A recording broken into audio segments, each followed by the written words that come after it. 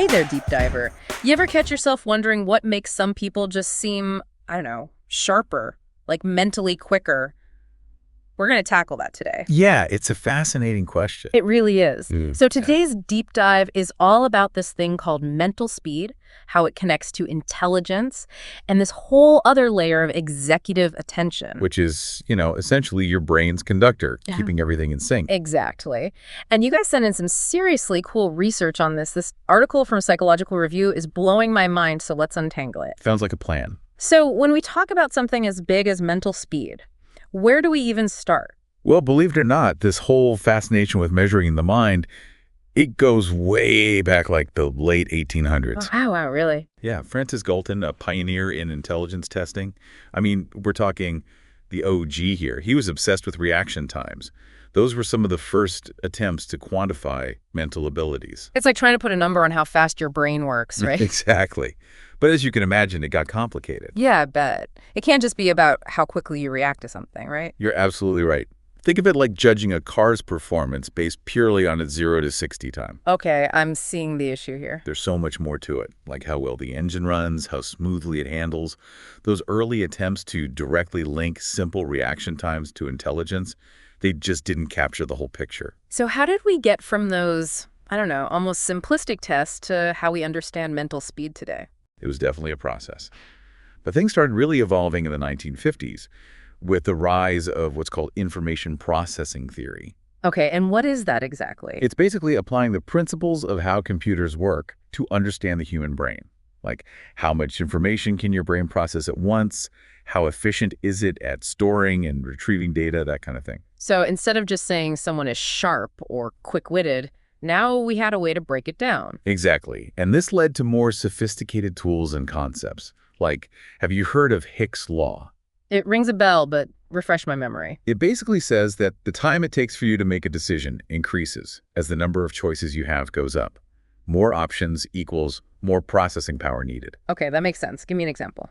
Okay, imagine you're at a restaurant staring at the menu. A small menu with like 5 items, easy peasy to decide, right? But what about those massive menus with 50 things on them? Oh, I'm overwhelmed just thinking about it. Exactly. Suddenly, your decision time goes way up. That's Hicks' law in action. More options, more brain power needed to process it all. I'm definitely the person frozen in indecision with those giant menus, I'll admit it. And that's totally normal. The point is, with these new theories, researchers could actually start quantifying that slowdown, that need for more processing power. So they needed tools to do that, right? How'd they measure this stuff? They got creative. One classic example is this thing called Jensen's apparatus. Imagine a panel with a bunch of lights and buttons. Okay, I'm picturing it. The person being tested puts their hand on a central button.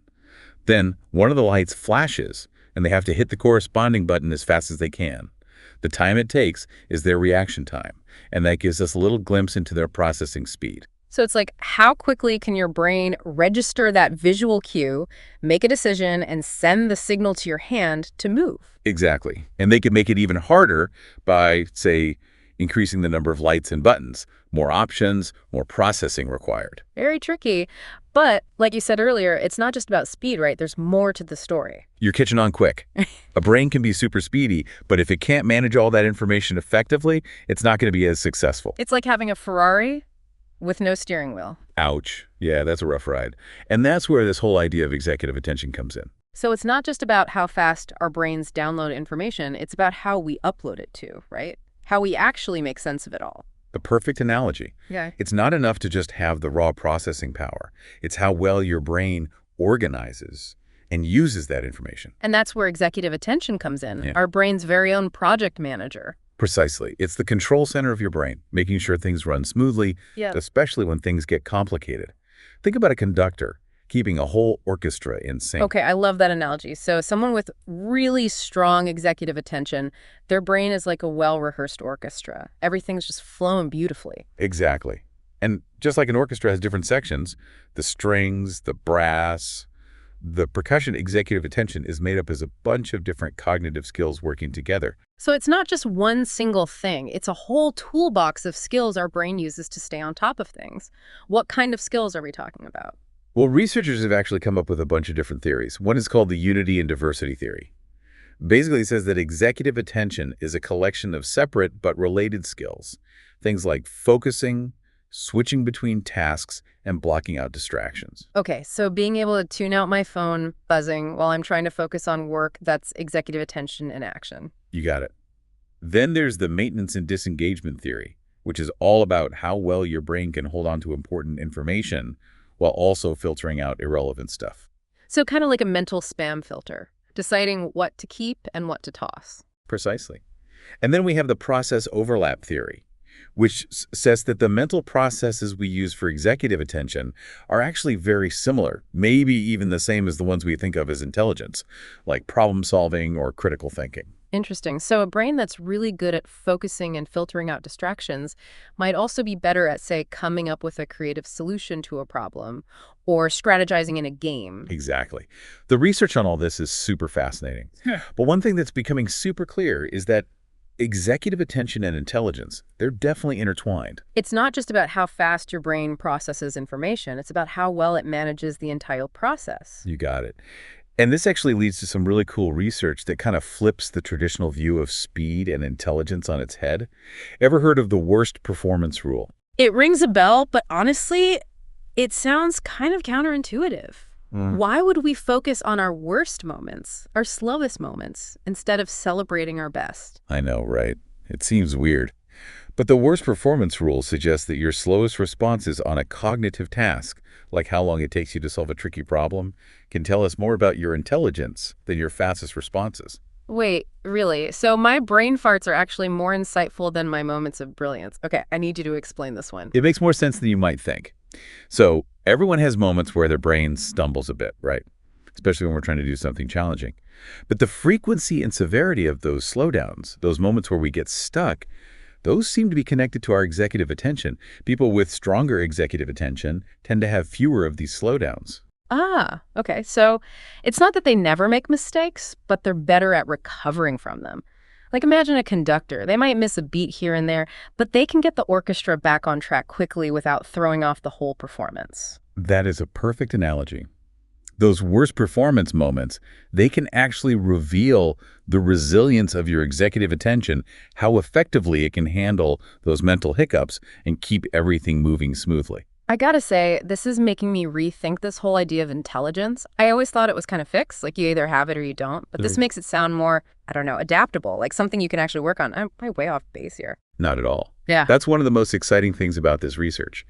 It suggests that while we all have different starting points when it comes to our cognitive abilities, executive attention is like a mental muscle. The more you use it, the stronger it gets. Okay, sold. I want in. Where do I sign up for Executive Attention Boot Camp? What do I have to do? Well, it's not quite as simple as a boot camp, unfortunately. There's no magic one-size-fits-all program. But there are definitely things that the research has shown can help. Mindfulness practices, for example. Okay, so like meditation, that kind of thing. Exactly. Learning how to just be present, to notice your thoughts without getting carried away by them. All those skills you build in mindfulness, they directly translate to better executive attention. So the more you practice, the better you get at like shutting out distractions, staying focused on a task, all that good stuff. Absolutely. It's about building up that mental resilience, that flexibility to stay in control, even when things get a little crazy around you. I like it. But it can't just be about like meditating on a mountaintop, right? How do I actually put this into practice in my real life? That's the million-dollar question and the most rewarding part. It's about bringing that same awareness, that same intentionality into everything you do. Take work, for example. Oh boy, do I need help with focus at work? So many distractions. Right, but think about it. Strong executive attention helps you prioritize tasks, deal with interruptions, resist the urge to check your phone every 5 seconds. Ugh, yes, the struggle is real with those notifications. Tell me about it. But seriously, those are all things that can make a huge difference in how productive you are, how focused you can be. Huge. What about in our relationships? I feel like executive attention would play a role there too. Definitely.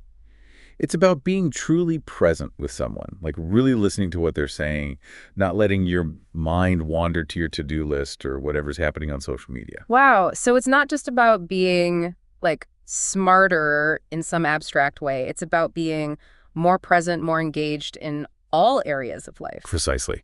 And that even goes for something like creativity. Think about the ability to focus your imagination, to really dive deep into an idea without getting stuck in self-doubt or comparing yourself to other people. That's executive attention at work in the creative process.